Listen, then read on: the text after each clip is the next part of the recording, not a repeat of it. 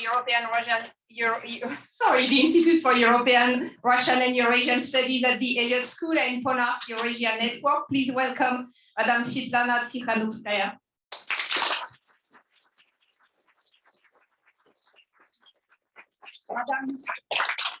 Madame Tsikhanouskaya is a Belarusian politician and the leader of her country's democratic movement. In the 2020 Belarusian presidential election, she ran as the main opposition candidate after her husband, Sergei Tikhanovsky, was arrested by the Belarusian authorities. She is now in GW for 3 days to meet with members of the US administration and congressional leadership and to attend former US Secretary of State Madeleine Albright's funeral service. But she has very kindly found some time to be with us today to meet with our students and to discuss the current situation in Belarus in the context of Russia's war in Ukraine and the prospect for Belarusian opposition. So once again, Madam Tsikhanouskaya, thank you so much for being here today. I give you the floor for some presentation and then we will be sitting for a discussion. Thank you so much. Do you hear me? Yeah. Okay. So, hello everyone, my dear friends, dear Marilyn, dear students. Thank you for kindly inviting me to speak at George Washington University. I'm happy to see the academic community is interested in our region. I see faculty, students, a lot of familiar faces. The smartest people of Washington have gathered here. You are the brains that help this country to make smart decisions. I've been in DC since Wednesday last week. Yesterday, I met with Secretary Blinken, members of the National Security Council, Nancy Pelosi, with Mitch McConnell, among others. At every meeting, I spoke about why it is so crucial to support Belarus and Ukraine now. However, I urge your support to be not only about calculated decision-making, but also about empathy. I see a lot of students in the audience. You are my inspiration. Many young Belarusians were repressed after 2020 and had to flee and study abroad. And I haven't yet met anyone who wouldn't want to return home when Belarus is free. Of course, I understand the peculiarities of bureaucracy. I understand that the attention span is short, but we don't have any time to waste because every single day means more sufferings and more victims. Yesterday, I attended a rally of Belarusian and Ukrainian diaspora just in front of the White House. And the very first question they asked was, Sviatlana, when will we win? I'm always embarrassed answering this question. I don't know the exact time frame, but I know for sure we will not stop until we win, and all of us can get back home. Those who are in exile, those who are in prisons, and even those who lost their homes shelled by Russian missiles. We can't predict the future, but we can make it closer. We live in a historical moment. We are proving wrong that we considered obvious before. Lukashenko's regime, which seemed to be invincible, demonstrated its impotence when armless people woke up from many years of coma and took to the streets. Putin's army, which seemed to be so far powerful a few months ago, turned out to be a big fake when it confronted fearless Ukrainians. Political order in Europe is like melted iron at the moment, and it's up to us which form it will take in the end. Our actions right now will define the history of Europe and the world for the century to come. For me, it all started in 2020. In August 2020 elections, I ran against the dictator Lukashenko after my husband was jailed for declaring his candidacy. In the months of protests that followed the stolen election, my people tried to break free from the dictatorial chains. Up to 1.5 million people took part in peaceful protests. It's a lot for 9 million Belarus. Belarusians surprised themselves, but also frightened both dictators. Putin and Lukashenko underestimated the strength of the people. 50,000 people have been detained. Hundreds of thousands fled. Thousands passed through tortures. My husband Sergei was among of thousands of political prisoners who sentenced to 18 years in prison, almost 2 of which he has spent in a solitary cell already. Some experts believe that the current Putin revanchist war began in 2020 with mass terror in Belarus. Lukashenko wouldn't have survived without Putin. The Kremlin has provided Lukashenko with propagandists from Russia Today.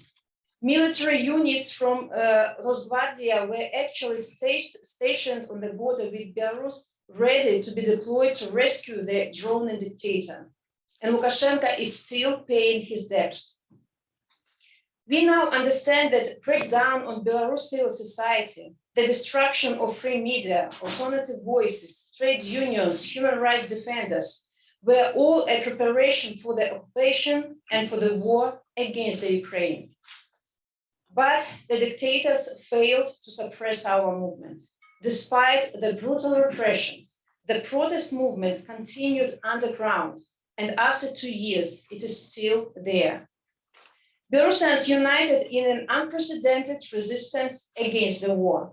In February this year, for the first time since 2020, tens of thousands took to the streets across the country to protest against the Russian invasion of Ukraine.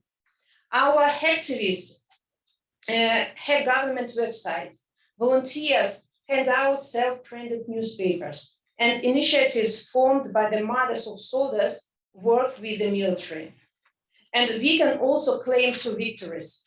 First, our country didn't become a place where the Russian army feels safe. Since February, Belarusian partisans have conducted about 80 acts of sabotage on the railways. Thanks to their bravery, Russians couldn't supply their troops and transport weapons through Belarus-Ukrainian border. They attacked to capture Kiev from the north stalled. And second, Belarus army refused to enter Ukraine, despite all the attempts to drag it into this war. And it's also achievement of our people, of mothers, of course, of officers who refused to follow the criminal order and make all possible that this wouldn't happen. And we make our stance clear. We are against the war and the dictator supporting it. Lukashenko probably planned to parade with Putin on the center of Kiev, but made a strategic miscalculation.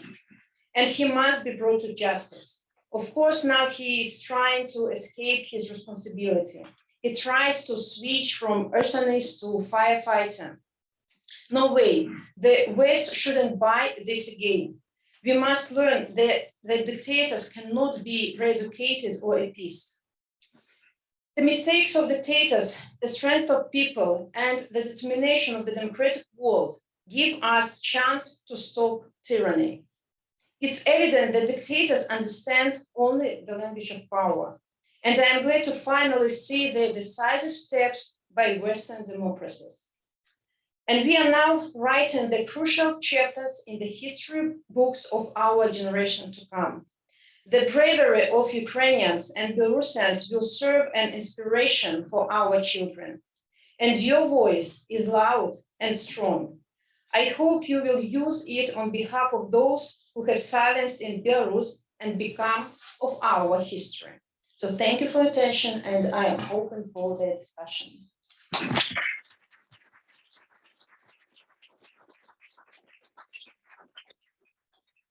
Thank you so much for your inspiring remarks. May I now invite you to join the more discussion moment of our meeting?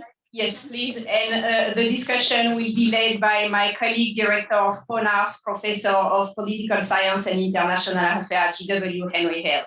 Henry, the floor is yours. Okay, thank you so much for your, can people hear me okay? Yeah, okay. So thank you so much for your remarks and for the example that I think you've set for so many advocates of democracy in the world, as well as for women seeking important roles in today's world like they should have. I guess just my first question would be to follow up on your remarks. how has the war, if anything, impacted the chances for democracy to come to Belarus? It's obvious that, am I heard? Yeah. It's obvious that the fate of Ukraine and fate of Belarus are interconnected. Without free Ukraine, there will be no free Belarus. It's understandable. So that's why the outcome of this war, the outcome of this war will influence the fate of Belarus. That's why it's our obligation of Belarusian people to support Ukraine, to support Ukrainians, because when Ukraine wins this war, it will be a huge window of opportunities for us Belarusians to get rid of Lukashenko. Because when Ukrainians win, it means that Kremlin is weak, hence Lukashenko is weak, and our people for a year and a half are fighting against dictatorship, and we managed to build strong and healthy society with the help of assistance of democratic countries, and we are ready to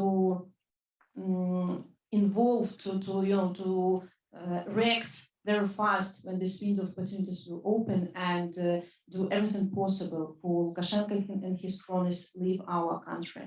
And it's evident that Lukashenko and all his collaborators, allies have to be brought to justice. Okay, thank you. One other question that I have is, as is well known, Belarusian people have long supported having friendly relations with their large neighbor to the east, Russia. But then you have the leadership of Russia initiating this heinous invasion of a neighboring country. And as you mentioned, the Russian people have not welcomed this invasion and made it more difficult for Putin to persecute. So I wonder, to what extent is the war, does it have a chance to shift Belarusians' view of Russia as a whole, including its possible, the geopolitical orientations?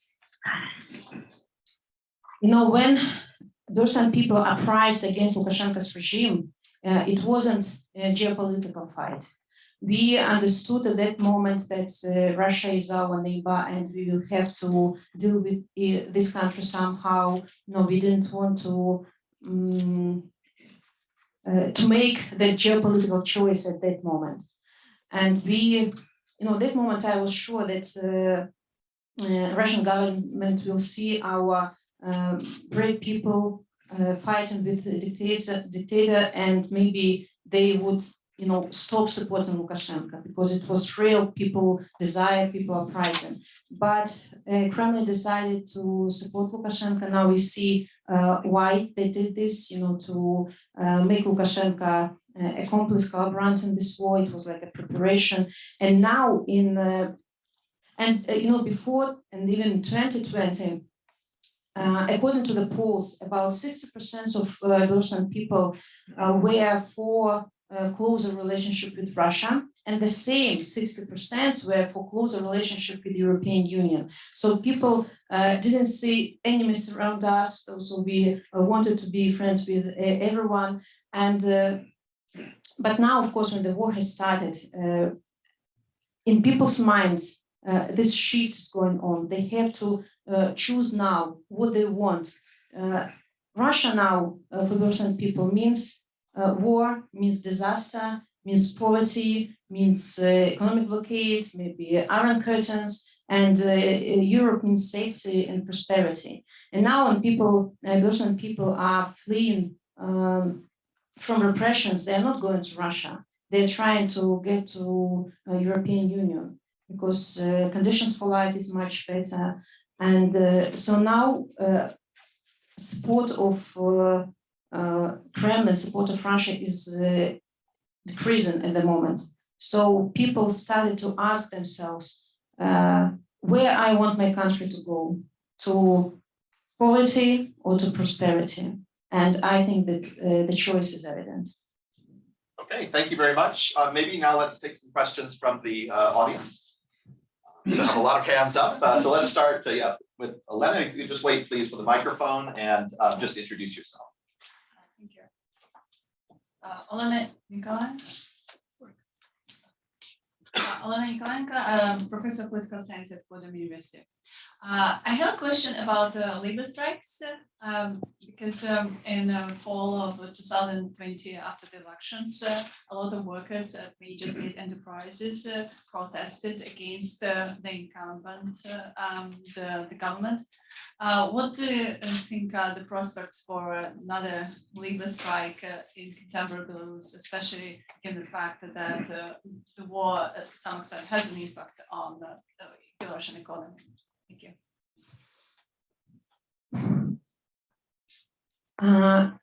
In 2020, we called for our workers to protest, to go out for the strikes because it was really crucial force, crucial strength in the country, and people protested. But repressions against workers, of course, they influenced participation of those people, and at every state enterprises, KGB people and OMON have been sent, to suppress those strikes. But since then, workers have been united in structures, underground structures, because it is dangerous, to be vocal, and even trade unions couldn't help people. By the way, recently, maybe a week ago, all the leadership of all the trade unions of Belarus have been detained. It's an unprecedented case in history of Belarus and in history of all the European countries. So Lukashenko at that moment, he also realized the strength of workers, and the workers have always been his supportive side.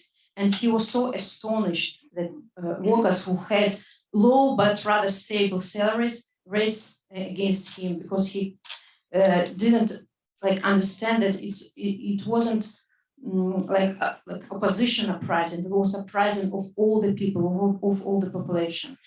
And now, since for a year and a half already, workers are communicating between themselves. We have working movement. The leadership of this movement is in exile. They are trying to coordinate their actions. Thousands of workers joined this movement, but now it's necessary to wait for proper moment for next nationwide strike. Workers are preparing. They know how to sabotage on their working places. They know what has to be turned off to stop all the enterprises. And Lukashenko was always afraid of strikes. And for this year and a half, despite of economic decrease, can I say? Yeah. The salary of workers was kept on the highest possible level, because Lukashenko was afraid of any strikes. But our workers, they also want better future for themselves. They want better future for their children, and that's why we are preparing, we're coordinating our actions. We are in touch with the labor movement. So when the moment will come, it will be for sure our workers will participate in this strike. Okay, thank you. Let's see, lots more. Leslie, please. Hi, welcome to Washington, D.C., and thank you so much for joining us. My name is Henry, and like many Americans, my family came here from Belarus and from other parts of what used to be the Russian Empire a long time ago. And I think that, like for many, my association with Belarus is often rooted in that history.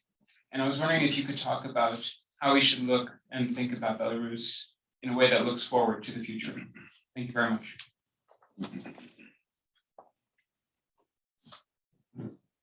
Maybe for you, free people of the USA, it's difficult to understand, but in Belarus, we should study how it is to live in democracy. We are fighting for democratic changes in our country. We are fighting for the country where people's rights will be respected, where values will be the core of our country. But people who have been living under dictatorship for 28 years in the Soviet Union before,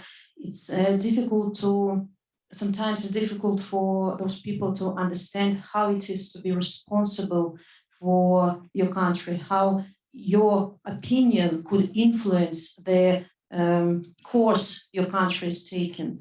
And now we have a lot of educational programs for ordinary Belarusians who have to question themselves where my taxes go, what will be our external political course. They have to participate in our history and the fate of the country. And we want our country, of course, to be a reliable partner for our neighbors. We don't want to be like Lukashenko during his presidency. He was always like a seesaw between West and East. And when, for example, Russia didn't give him low prices for oil, for gas, he told, okay, I will turn to Western countries, to Europe, and he was like playing all the time. We want new investments in our country. We want to develop private businesses that feel very insecure at the moment, because in our country, when you are becoming richer, it means that regime can come and say, okay, aren't you too rich? Maybe you will share your money with us. So it's people are hiding their money. They don't want to pay taxes to this regime, and we want to, we want people to take care about the country. That people have to be glad to pay taxes, to input money in the development of Belarus.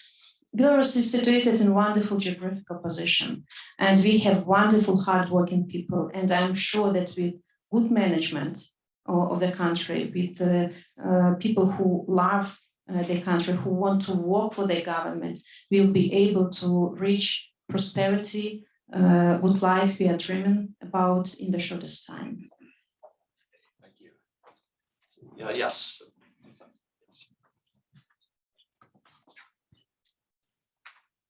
Thank you very much for your talk and for all your work that you do for the democratic Belarus.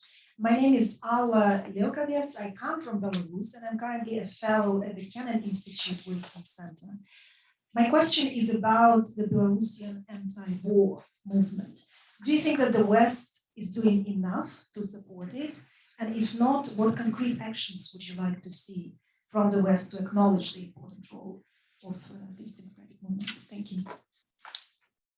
So first of all, we understand that the whole focus of all the democratic countries is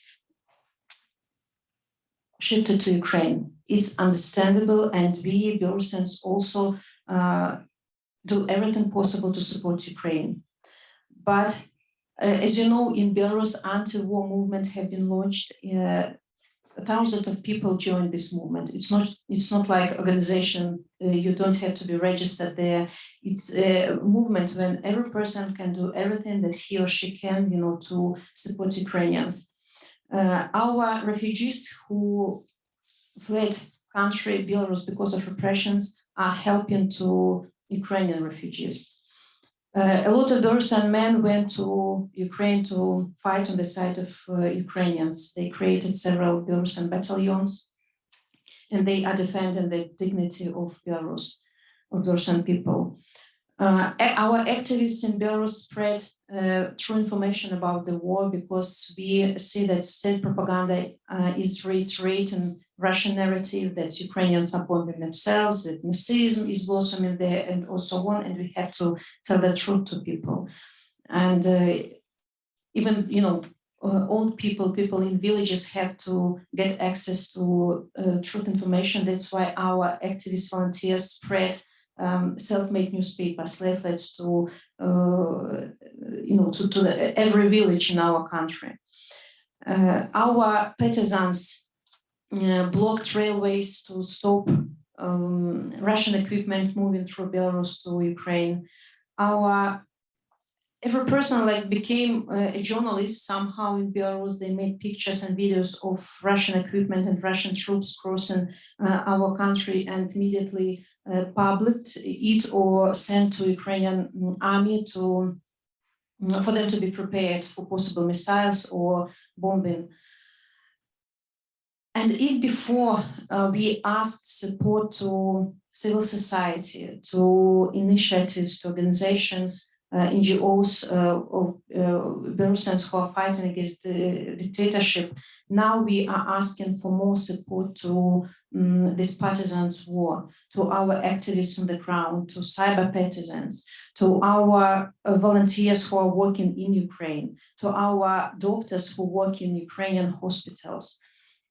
So it's very important to support all those people, for them not to feel abandoned, because we are fighting now not only against the regime in Belarus, we are fighting also for Ukraine. So on the one hand, we need more assistance to particular groups of people. On the other hand, our strategy now is to exhaust the regime financially. So for this, more sanctions have to be imposed on Lukashenko's regime. Sanctions should be the same of the strength that are imposed on Russia, but they have to be different on structure. Because in Belarus, we don't have so many oligarchs, and all this economic power is concentrated in state organizations that are funding regime. So state banks, state organizations should be under sanctions. Also, it's very important to close all the loopholes that have been left after European sanctions, and it's possible to do with secondary sanctions that the USA can impose. It's very important to now some countries like Kyrgyzstan, Azerbaijan, Russia are used to circumvent sanctions that are imposed on Belarus. It's very important, to trace closely are the sanctions fulfilled or not. Also, it's important to look for assets of Lukashenko that are possibly located in the Gulfs. It's important to block money that IMF was launched to Belarus, just to block them, not to isolate Lukashenko economically. It's very important. They don't have a lot of support from Kremlin at the moment, because Russia is also in a rather poor economic position at the moment, and the situation will be worsening. And maybe the third point where democratic world can be useful is to exclude Lukashenko's regime from all the international organizations, from European organizations, Interpol, and to communicate instead of the regime with representatives of democratic Belarus. So it will be like three pillars that our strategy is based on. And I think it's also important for European countries to understand the meaning of Belarus in this war, in this fight, because as I have said, without free Belarus, there will be no free Ukraine, and vice versa. We are interconnected countries, and also I forgot that we have to pay more attention to political prisoners. I understand that now is. I see that some people compare victims of Belarus and Ukraine, because in Ukraine there are murders, thousands of people died, and it looks like political prisoners, they at least alive, they're in prisons, thousands of people are in prisons. But as I say, it's you can't compare the pain. You have to share your pain with each other, and to stand together in our fight. So, and I have to say that without support of democratic countries, without support of Belarusian diaspora worldwide, it would be much, much more difficult to create these multiple points of pressure on the regime.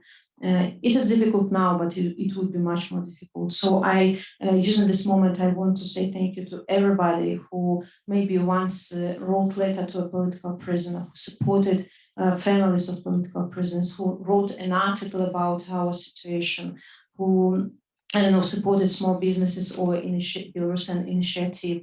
Only when we are acting together, we are strong. And of course, I'm grateful for unity of European countries, for unity of the USA, Canada, and for the decisiveness.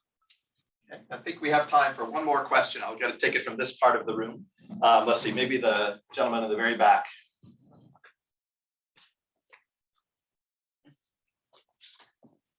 Hello. Yes. Just introduce yourself, please. Yes, thank you. My name is Veljko Milic. I'm a GW alumni and currently elected Montenegrin diplomat.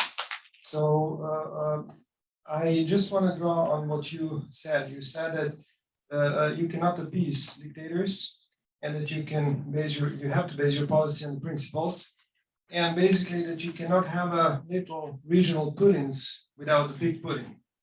Now, drawing the historical parallel between the USSR and the collapse of the Soviet Union and the breakout for democracies for the countries of the ex-Warsaw Pact, and the current situation when in some point Ukraine is actually fighting for democracy for other countries, for us in the Balkans, for you in the immediate neighborhood of Russia.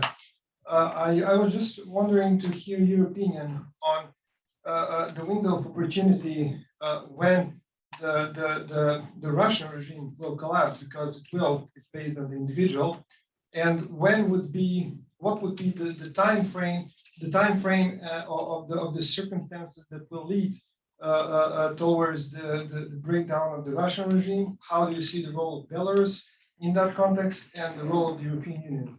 Thank you. Thank you. It's very difficult to judge about the time frame when Russian Empire collapses, when there will be changes in Russia. But I think that now the changes that are going on inside Belarusian society, inside Ukrainian society, they show example to Russian people that they also have to choose one day what they want, to sink on this huge ship, or to stop supporting dictatorship in the country. It's very painful to see that so many Russian people are really supporting this invasion in Ukraine. It's awful when the mother of a dead soldier still says that my son died for Putin, for country. It's awful to see. But for Russia, it will take much more time than it took for Belarusians, because we are a smaller country. But we can be a wonderful example for Russian people. When in 2020, after huge uprisings in Belarus, I think that Russians were inspired a lot by our fight. And you remember when Navalny was jailed, there were attempts also of bigger prizes in Russia. They were suppressed. And I think that Kremlin was studying from Lukashenko how to humiliate people, how to make proper repressions for people to lose their voices. But it's a process, and we are studying from each other. We are studying from other countries' experiences, and the time will come. I don't believe that Russian people will stay, in the same condition as they behave now. So, and I really believe that the values that are common for normal democratic world will once come to Russia, and people will not be proud that we will overcome sanctions, we will invent something new, but they will be friends with the rest of the world. Okay, well, thank you so much for leading us on this very interesting conversation.